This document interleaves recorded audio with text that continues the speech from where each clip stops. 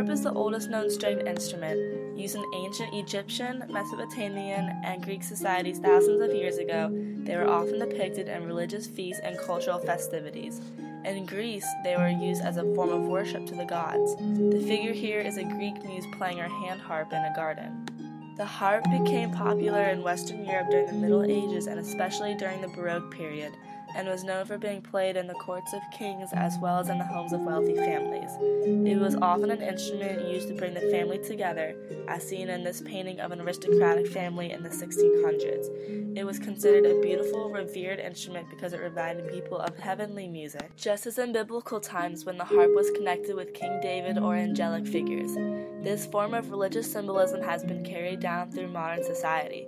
For example, I found this angel playing her harp at a Cracker Barrel store where it was shown as a Christmas decoration, since angels in the Bible worshiped Jesus Christ when he was born.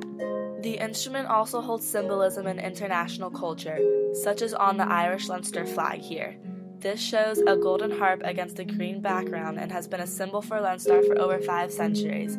Harps have been used in Irish history since at least the 6th century and remain an extremely important part of its culture today.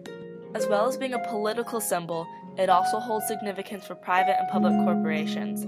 This picture shows the official logo for Guinness, which is an Irish beer company that was founded in 759 and adopted the harp symbol in 1862. Guinness uses this logo on all its company brands, as is seen here on a case of beer in a local store. Now, every harp has its own story, and every harpist has his or her own dream. This was the man who held a performance at my church when I was 6 years old. It was my first time singing a harp, and I fell in love with the music. My parents had a family friend who was a professional and taught harp to students, so they contacted her, and I began lessons when I was 9. This is a picture of my first harp the day it arrived. It was June 17, 2003. My dad is shown here unwrapping all the shipping materials. It had been his dream for me to learn how to play, since I was his little angel, of course, and I have dedicated my musical career to him ever since. My harp teacher signed me up for my first recital when I was 11 years old. I would say that it was a huge leap in my life because I had never played in front of anyone before, and the experience meant a lot to me because it helped me grow as a person and as a potential musician.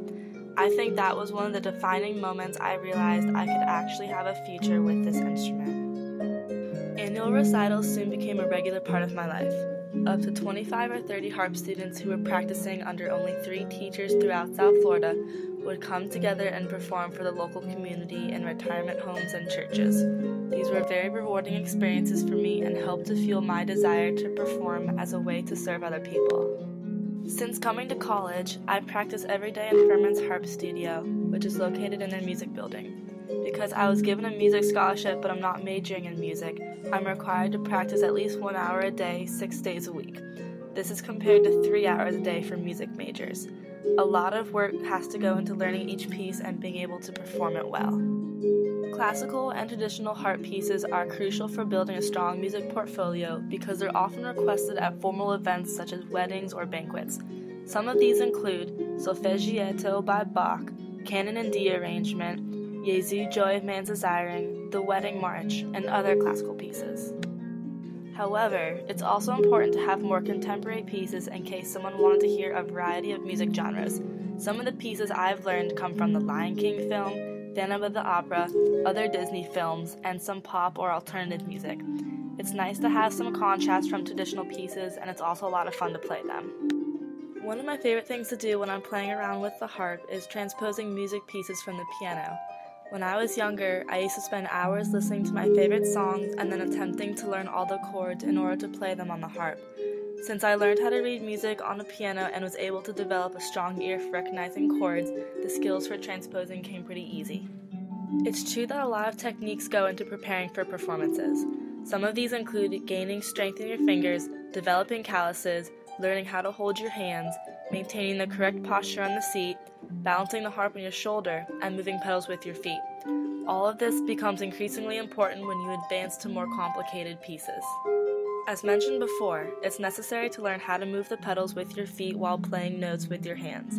These 7 pedals change the pitch of each note on the scale, either to sharp or flat or back to natural, and have to be correctly synchronized with the timing of the music.